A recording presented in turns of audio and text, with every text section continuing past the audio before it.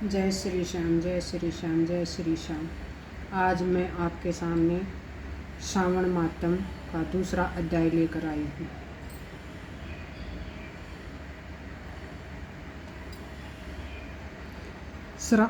श्रावण मास का धर्म पालन। भगवान शंकर संत कुमार जी से बोले, हे ब्रह्मापुत्र, आप नम्र हैं, आप श्रद्धालु हैं, समस्त 12 गुणों से युक्त श्रोता हैं। आपने श्रावण मास के बारे में जो पूछा तथा जो पूछने से रह गया है वह सब मैं तुम्हें विस्तार पूर्वक बताता हूँ। आपके पिता ब्रह्मा बहुत उद्दंड थे, इसलिए उन्हें अपना 5वां सिर गंवाना पड़ा। वे मत्सरता को छोड़ मेरी शरण में आए। मैं जो कुछ बताने जा रहा हूँ उसे एकाग्रचित होकर सुनो। श्रावण मास के में नियमों का पालन कर व्रत रख कर सायंकाल को 4 बजे भोजन करना चाहिए। 1 मास तक रुद्राभिषेक करना चाहिए। अपनी प्रिय किसी एक वस्तु का त्याग करे। पुष्प, फल, धान्य, तुलसी की मंजरी युक्त पत्ती और बेलपत्रों से मेरी लक्ष्य पूजा करे।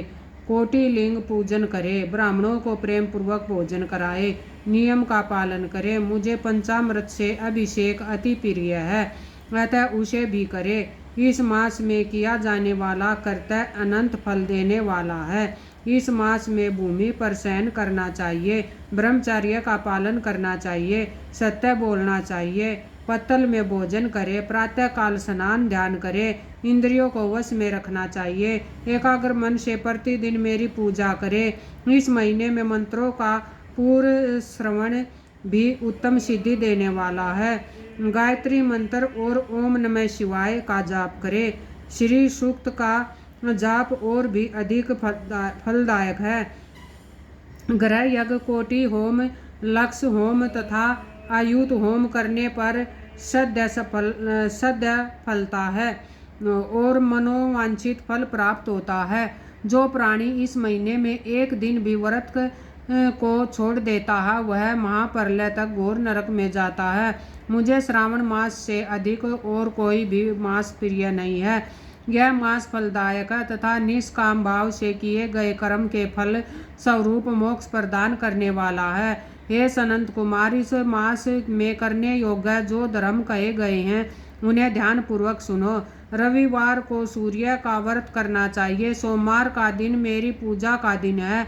श्रावण मास के प्रथम सोमवार से प्रारंभ करके 3.5 मास तक अर्थात कार्तिक मास की अमावस्या तक होने वाला संपूर्ण कामना का अर्थ सिद्धि प्रदाता रोटक नामक व्रत कहलाता है। मंगलवार के दिन मंगला गौरी का व्रत रखा जाता है। बुधवार को बुध का व्रत, बृहस्पतिवार को गुरुदेव का व्रत, शुक्रवार को जीवंती का देवी का व्रत रखते हैं। शनिवार को हनुमान तथा नरसिंह का व्रत रखा जाता है। अब मैं तुम्हें तिथियों के अनुसार होने वाले व्रतों को बताता हूँ। श्रावण मास के शुक्ल पक्ष की द्वितीया तिथि को औदुंबर नाम का व्रत होता है। शुक्ल पक्ष की तृतीया को गौरी का व्रत होता है। श्रावण शुक्ल चतुर्थी को दुर्वा गणपति नामक व्रत होता है। इसे विनायक चतुर्थी व्रत या गणेश चौथ का व्रत कहते हैं। श्रावण शुक्ल पंचमी को नाग पूजन का व्रत रखा जाता है। श्रावण शुक्ल षष्ठी के दिन सुपोधन का व्रत रखा जाता है। श्रावण शुक्ल सप्तमी को शीतला देवी का व्रत रखा जाता है। अष्टमी और चतुर्दशी तिथि में देवी का पवित्रारोपण करना चाहिए। श्रावण मास की कृष्ण तथा शुक्ल पक्ष की नवमी को नक्त व्रत का विधान है। शुक्ल पक्ष दशमी को आशा नामक व्रत किया जाता है। कोई मनुष्य श्रावण मास की दोनों पक्षों शुक्ल और कृष्ण की एकादशी को आशा व्रत रखते हैं। श्रावण शुक्ल पक्ष की द्वादशी को भगवान विष्णु का पवित्रारोपण करना कहा गया है, इसलिए हम इस तिथि को भगवान हरि का श्रीधर नाम से अर्चन उत्तम गति प्रदान कराता है। श्रावण शुक्ल पक्ष पूर्णिमा को उत्सर्जन, उपाक्रम, शबादि, रक्षाबंधन, श्रावणी क्रम, सरप बलि तथा हैग्रीव जयंती मनाई जाती है। हैग्रीव नामक भगवान विष्णु का अवतार माना गया है। उपरोक्त 7 व्रत श्रावण शुक्ल पूर्णिमा को मनाए जाते हैं। श्रावण शुक्ल चतुर्थी को संकट चतुर्थी, जिसे आम भाषा में संकट चौथ कहते हैं तथा कृष्ण पक्ष की पंचमी को मानव कल्पादि व्रत रखा जाता है। श्रावण कृष्ण अष्टमी को भगवान श्री विष्णु ने श्री कृष्ण नाम से 16 कलाओं से युक्त अवतार लिया था। उस दिन व्रत तथा महोत्सव मनाया जाता है। श्रावण मास की अमावस्या के पिठोरा व्रत का विधान है। इस दिन कुशोत्पादन करे और वर्ष भो का पूजन करे।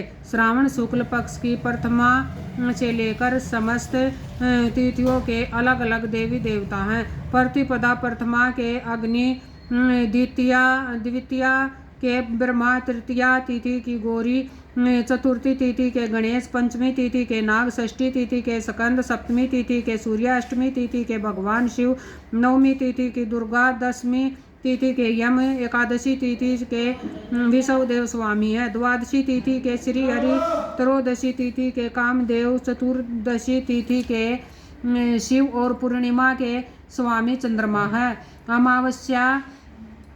अमावस्या के स्वामी पितर हैं। जिस देव की जो तिथि है उस तिथि को उस देवता की पूजा अर्चना करनी चाहिए। इस श्रावण मास में प्राय अगस्त नक्षत्र का उदय होता है। सिंह राशि पर सूर्य के संक्रमण के दिन से 12 अंश 40 घड़ी बीत जाने पर अगस्त नक्षत्र ऋषि का उदय होता है। अगस्त ऋषि को 7 दिन पहले से ही अर्घ्य देना शुरू कर दे।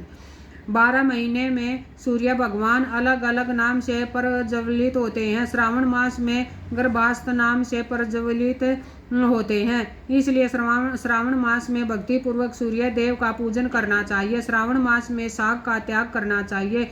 भाद्रपद मास में दही, आश्विन मास में दूध और कार्तिक मास में दाल का त्याग करना चाहिए।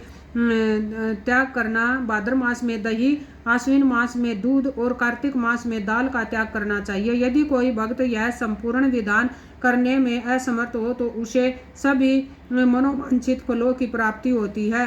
हे मुनि श्रेष्ठ, इस श्रावण मास में मनाए जाने वाले व्रत और धर्मों का सविस्तार से वर्णन करना कई 100 वर्षों में भी पूरा नहीं हो सकता। भक्त जन मेरे या श्री हरि के प्रियार्थ संपूर्ण व्रत करे, प्रीत्यर्थ संपूर्ण व्रत करे। मेरे और श्री हरि में कोई भेद नहीं है।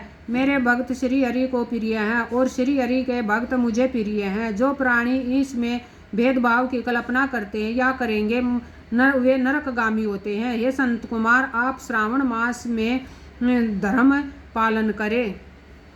दूसरा अध्याय संपूर्ण।